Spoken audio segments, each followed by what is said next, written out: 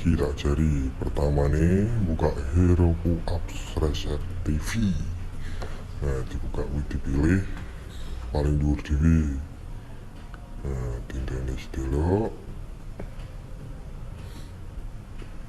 Login ning Spotify ini kuwi akun apa lewat Facebook apa Apple apa nomor HP.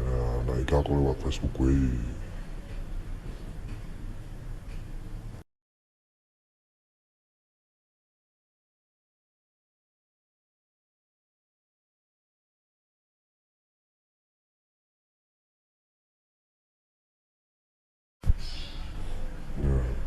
Nah iki wis tekan pilih sing bulan ini apa 6 bulan yang lalu apa setiap waktu. Nah aku pilih sing iki we tak unduh.